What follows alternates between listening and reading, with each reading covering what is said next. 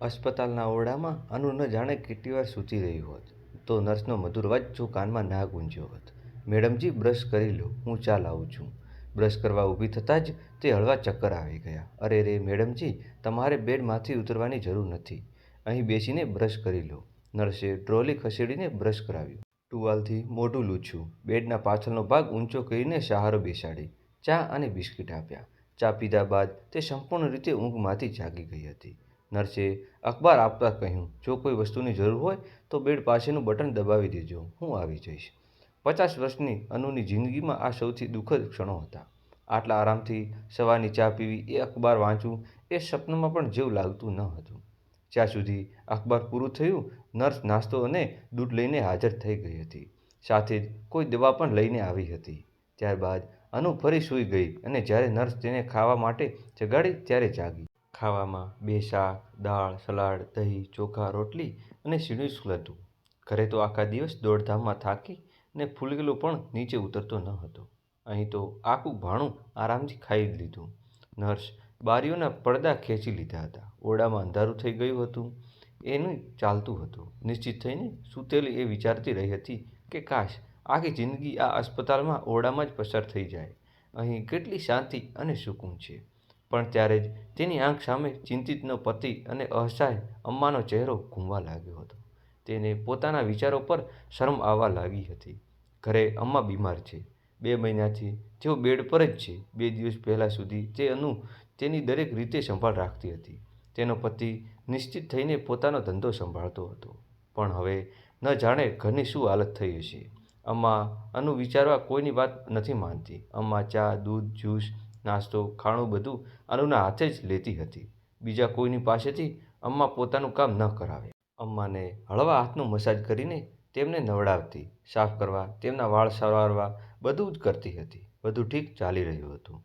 પણ અમ્મા ઉપરાંત આવતા જતા રિશ્તેદારોની સવારથી રાત સુધીની ખાતરદારી પણ તે જ તેને કરવી પડતી હતી. અનુને હાઈ બ્લડ પ્રેશર હતું.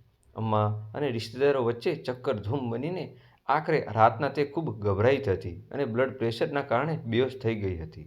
તેનો પતિ ગભરાઈને તેને ફોર્ટિસ અસ્પતાલમાં લઈ આવ્યો હતો. તાત્કાલિક તેને ઓક્સિજન લગાવવામાં આવ્યું હતું. તેના 2 દિવસ બાદ એન્જિયોગ્રાફી પણ કરવામાં આવી હતી.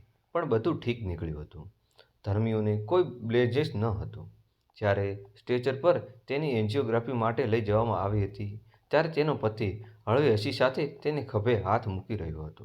ચિંતા ન કર અનુ, આજકાલમાં બ્લોકેજની સારવાર દવાઓ થઈ જાય છે. આ સાંભળીને હસી પડી અને બોલી, તમે ખાલી ચિંતા કરો છો, મને કંઈ નથી થયું. મિત્રો, તમે હજુ સુધી અમારી ચેનલને સબસ્ક્રાઇબ ન કરી હોય તો અમારી ચેનલને સબસ્ક્રાઇબ કરવાનું ભૂલશો નહીં. તેમની મજબૂત ઈચ્છાશક્તિ પાછળ અમ્માનો ખૂબ જ મોટો ફાળો હતો. અમ્મા વિશે વિચારતા તે જૂની યાદોમાં ખોવાઈ ગઈ. તેની માં તેને જન્મ આપતા જ વિદાય થઈ ગઈ હતી. તેનો ભાઈ તેનાથી 15 વર્ષ મોટો હતો. દીકરીની ઈચ્છામાં તેની માએ મોટી ઉંમરે ડૉક્ટરની ના હોવા છતાં બાળકને જન્મવાનું જોખમ લીધું હતું. અનુનો જન્મ બાદ તે વિદાય થઈ ગઈ હતી. પિતાએ અનુ માટે એક છૂટાછેડા લીધેલી સ્ત્રી સાથે બીજા લગ્ન કર્યા હતા. પણ પરિસ્થિતિ એવી બની કે આખરે અનુનું લાલન-પાલન નાના-નાની ઘરે થયું. ભાઈ હોસ્પિટલમાં રહીને ઉછર્યો. સાવકી માતાએ કારણે પિતા-ભાઈ એક જ પરિવારમાં હોવા છતાં 3 અલગ-અલગ કિનારા બની ગયા હતા. અનુ 12મું ધોરણ ભણી આવી રહી હતી ત્યારે અચાનક નાની વિદાય થઈ ગઈ હતી. નાનાએ અનુને પોતાની પાસે રાખવાની અસમર્થ વ્યક્ત કરી અને કહ્યું, દામાદજી, હવે હું એકલો અનુને સંભાળી નથી રાખતો. જવાન છોકરી છે, તેને તમારી સાથે લઈ જાઓ. ના ઈચ્છતા હોવા છતાં અનુને પિતા અને સાવકી માતા પાસે રહેવું પડ્યું હતું. બીજી પત્નીએ પિતાએ એક અંચળ દીકરી ભૂની થઈ હતી જે અનુને બહેન તરીકે બિલકુલ સ્વીકાર ન શકી. ઘરમાં તણાવનું વાતાવરણ રહેતું હતું. આનો ઉકેલ સાવકી માતાએ અનુના લગ્ન ઉપર શોધ્યો હતો. અનુ હજુ ભણવામાં માગતી હતી પણ તેની મરજી ક્યારેય ચાલી ન હતી. બાળપણમાં જ્યારે પિતા સાથે રહેવા માંગતી હતી ત્યારે જ નાના-નાનીના ઘરે રહેવું પડ્યું હતું. અને જ્યારે તે ત્યાંના વાતાવરણમાં રચી-પચી ગઈ હતી ત્યારે અજાણ્યા બની ગયેલા પિતાના ઘરે પાછી આવવું પડ્યું હતું.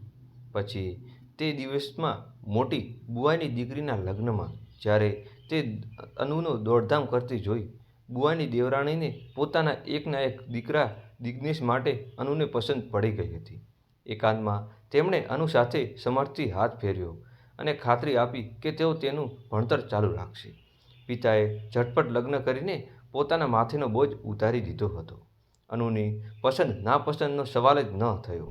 લગ્ન સમયે નાની બહેન વિભુ જીજુજીના જૂતા છુપાયેલા જૂતા હતી. તે નણંદને જૂતા અગાઉથી એક થેલીમાં ભરીને પોતાની પાસે રાખી લીધા હતા.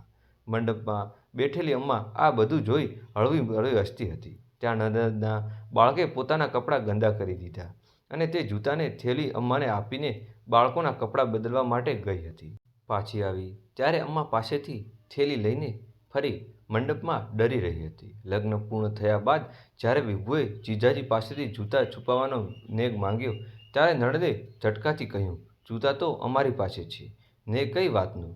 અને થેલી પોતાને ઝાટકી લીધી. પણ આ શું છે? તેમાં જૂતાને બદલે અમ્માએ ચંપલ હતી. આ દ્રશ્ય જોઈને નણંદ રાણી આશ્ચર્યચકિત થઈ ગઈ હતી. તેમણે ફરિયાદભરી નજરે અમ્મા તરફ જોયું તો અમ્માએ સરતાભરી હસી સાથે ખભા પર ઉચકતાનું કહ્યું, આ બધું કેવું થયું મને નથી ખબર, પણ બેટા નેગ તો હવે આપવું જ પડે છે. ત્યારે વિભુએ ઉઠલાતા જૂતા રજૂ કર્યા અને જીજાજી પાસેથી નેગનું લિફાફું લઈ લીધું. આટલી પ્યારી સાસુ મળવાથી અનુ ત્યાં જ ને ત્યાં જ હાજર બધા લોકો પાસે આશ્ચર્યમાં પડી ગયા હતા. સસરાવાડી પહોંચતા જ અનુનું ઉત્સાહભર્યું સ્વાગત થયું હતું. પણ તે રાતના તેના સસરાએ અસ્થમાનો હુમલો થયો. હાલત એટલી બગડી ગઈ કે તેમણે અસ્પતાલમાં દાખલ કરવા પડ્યા હતા. આ જોઈને રિશ્તેદારો નીચા અવાજે ગણગણવા લાગ્યા કે વહુના પગ પડતા જ સસરાને એટેકને અસ્પતાલમાં દાખલ થવું પડ્યું હતું. જ્યારે અમ્માને કાને આ વાત પડી ત્યારે તેમણે નિડરતાથી બધાને સમજાવ્યું કે આ બદલાતા ઋણના બાબુજીને અસ્થમાનો હુમલો થાય છે. ઘણી વખત તેમને અસ્પતાલમાં દાખલ કરવા પડે છે. વહુના ઘરે આવવાની સાથે આની સાથે કોઈ સંબંધ નથી. અમ્માની આ જવાબદારી અનુને તેમને ઘાયલ કરી દીધા હતા. લગ્નના 2 દિવસ બાદ બાબુજી અસ્પતાલમાંથી સાજા થઈને ઘરે પાછા આવી ગયા હતા. વહુ પાસે મીઠું બનાવવાની રસમ હેઠળ અનુને ખીર બનાવી હતી. નણંદે ખીર ચાખી તો ચીસ પાડી, આ શું ભાભી, તમે તો ખીરમાં મીઠું નાખવાનું ભૂલી ગયા છો. બાકીના રિશ્તેદારોમાં વાત ફેલાય તે પહેલાં અમ્માએ ખીર ચાખી અને નણંદને પ્રેમનો ઠપકો આપતા કહ્યું, બીટુટ, તને મીઠું વધારે ખાવાની બીમારી થઈ લાગે છે. ખીરમાં તો બરાબર મીઠું નાખ્યું છે. નણંદને બહાર મોકલીને અમ્માએ તરત જ ખીરમાં ખાંડ નાખી અને ગેસ પર ચડાવી દીધી હતી. સાસુના આ અપનામાં જવાબદારી જોઈને અનુની આંખો ભીની થઈ ગઈ હતી. કોઈને ખબર ન પડી. અમ્માએ ખીરની એટલી વખાણ કર્યા કે બધા રિશ્તેદારો પણ અનુના વખાણમાં વખાણ કરવા લાગ્યા હતા. મિત્રો, આપણે ચેનલને લાઇક, શેર અને સબસ્ક્રાઈબ કરવાનું ભૂલશો નહીં. લગ્નના 2 મહિના જ થયા હતા કે સાથે રહેતા પતિના તાઉજીના હૃદયરોગનો હુમલાનું મૃત્યુ થયું. શોકમાં સામેલ થવા આવેલા અનુની સાવકી માતા નીચે અવાજે બોલી રહી હતી, આના જન્મતા જ આની માં ગઈ અને અહીં આવતા જ 2 મહિનામાં જ તાઉજી જતા રહ્યા. આ તો મોટી અભાગણ છે. ત્યારે અમ્માને ચંડીનું રૂપ ધારણ કર્યું. તેમણે કહ્યું, ખબરદાર સમણધારજી, મારી વહુ માટે આવું બોલશો તો. તમે ભણેલી ગણેલી હોવા છતાં કોઈના મૃત્યુનો દોષ નિર્દોષ પર કેમ મૂકો છો? ભાઈ સાહેબ હૃદયરોગનો પીડાતા હતા. તેમનું મૃત્યુ સ્વાભાવિક રીતે થયું હતું. એક માં હોવા છતાં તમે તમારી દીકરી માટે આવું કેવી રીતે બોલી શકો છો? તે તમને શોભતું નથી. સાવકી માતાએ અનુના આંગણે જે ઝઘડાની ચિનગારી ફેંકાવી લાગી હતી તે અમ્માને કારણે બારૂદ બનીને તેમના જ રિશ્તોમાં ફાટી ગઈ હતી. પહેલીવાર પિતાજી માતાજી આડે હાથ લીધો હતો. અમ્માના આવા સ્પષ્ટ અને નિસ્પષ્ટ વિચારોથી તેમની ઘાયલ બની ગઈ હતી. એવી અનેક ઘટનાઓ હતી જેના અમ્મા અને અન્યના સંબંધીઓ સ્નેહ અને પ્રેમથી અટકતું બંધનમાં બંધાયો હતો. એક બહુને દીકરીની જેમ કોલેજમાં મોકલીને ભણવાનું અને બીજું શું ન કર્યું અમ્માએ? જ્યારે લાગ્યું નહીં કે અમ્માને તેને જન્મ નથી આપ્યો કે તેઓ તેની સાસુ છે. એક પછી એક બીજી દીકરી થઈ તો તે અમ્માએ ચહેરે કોઈ શિક્ષ ન આવી. બંને દીકરીઓ નામકરણ ધૂમધામથી કર્યા. બધા રિશ્તેદારોને નેગ આપ્યા. બાદમાં બંને દીકરીઓને ઉચ્ચ શિક્ષણ માટે બહાર ગઈ. અમ્માએ દરેક સુખ દુઃખમાં અનુની સાથે છાયાની જેમ રહી હતી. બાબુજીના અવસાનથી અમ્મા થોડા સમય માટે તૂટી ગયા હતા, પણ જલ્દી તેમણે પોતાને સંભાળી લીધા અને બધાને ખુશ રહેવાની સલાહ આપી હતી. ત્યારે રિશ્તેદારો કહેતા હતા કે હવે અમ્મા વધુ દિવસ નહીં જીવે. વૃદ્ધાવસ્થામાં પતિ પત્નીમાંથી એક જણું જાય તો બીજું પણ દિવસ નથી જીવતું. આ સાંભળીને અનુ રડી ગઈ હતી, પણ અમ્માએ બંને દીકરીઓ સાથે મળીને પોતાના ઘરમાં સુકૂન શોધી લીધું હતું. બાપુજીને ગયાને 10 વર્ષ વીતી ગયા હતા. અમ્મા સંપૂર્ણ સ્વસ્થ હતા, પણ એક દિવસ નહાવા જતાં અમ્માનો પગ લપસ્યો અને તેમના પગમાં ઊંડા શીલી વાગી ગયા હતા. જીવનમાં પહેલી વાર અમ્માને પોતાને ખાટલા અસહાય અનુભવ્યો હતો. આખો દિવસ ફરવા અમ્મા 24 કલાક બેડ પર રહેવા મજબૂત બની ગયા હતા. અમ્માને દિલાસો આપતા અનુએ તેમને કહ્યું, અમ્મા ચિંતા ન કરો, થોડા દિવસમાં હવે સાવ ટીકા થઈ જશું. શુક્ર માનો કે કોઈ હાડકું તૂટ્યું નથી. અમ્માએ સંમતિ માથું હલાવીને સખત શબ્દોમાં કહ્યું, બેટી, મારી બીમારીની ખબર કોઈને ન આપજે. નકામાં આખી દુનિયાના રિશ્તેદારો અને મળવાઓનું આવવા જવું શરૂ થઈ જશે. ખુદ હાઈ બ્લડ પ્રેશરની દર્દી છે. બધાને સંભાળવું તારા માટે ખૂબ જ મુશ્કેલ બની જશે. અમ્માની વાત માની અનુ અને દિનેશે કોઈ રિશ્તેદારોને અમ્માની બીમારી વિશે જણાવ્યું નહીં.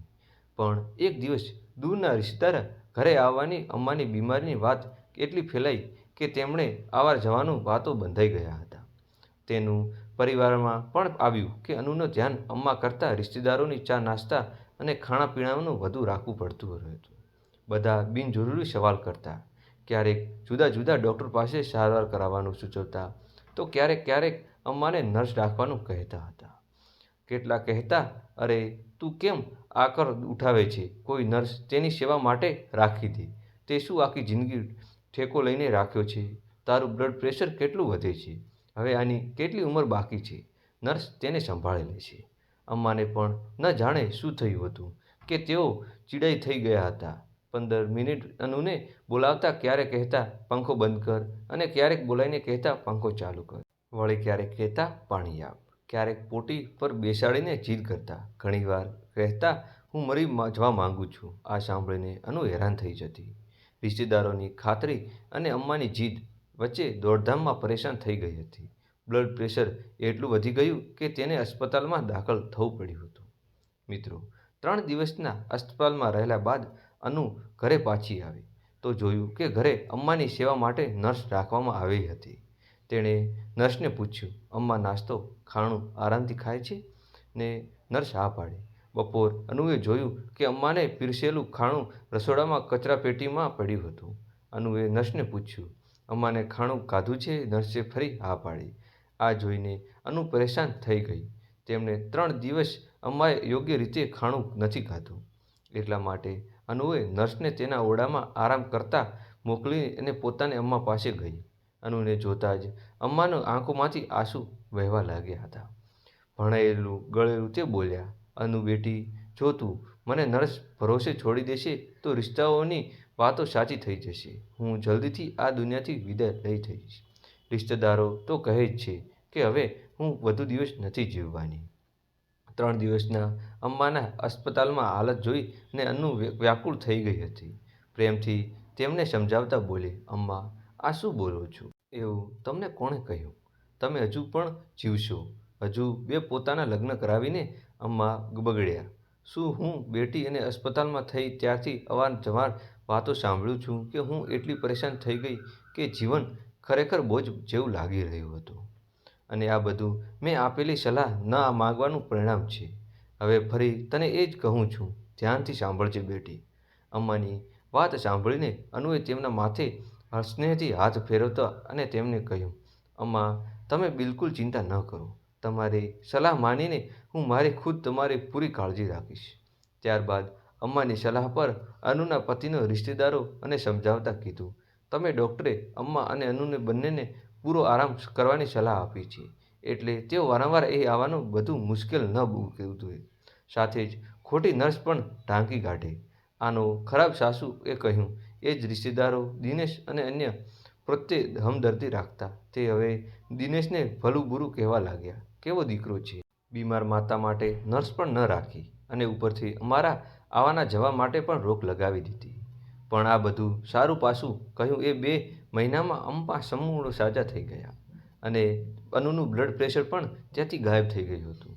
આ ઉંમરે પણ આખરે અમ્માની સલાહ જ ફાયદાકારક સાબિત થઈ હતી. અનુ વિચારી રહી હતી, સાચી, મારી એમાં કોઈ જોયું કોઈ નથી. દોસ્તો, જો તમને આ વાર્તા થોડી પણ ગમી હોય તો લાઈક કરવાનું ભૂલશો નહીં અને અમારી ચેનલને સબસ્ક્રાઈબ કરવાનું ભૂલશો નહીં. ફરી નવી વાર્તા સાથે મળશું. ખૂબ ખૂબ આભાર. ધન્યવાદ. જય શ્રી રામ, જય શ્રી રામ, જય શ્રી રામ.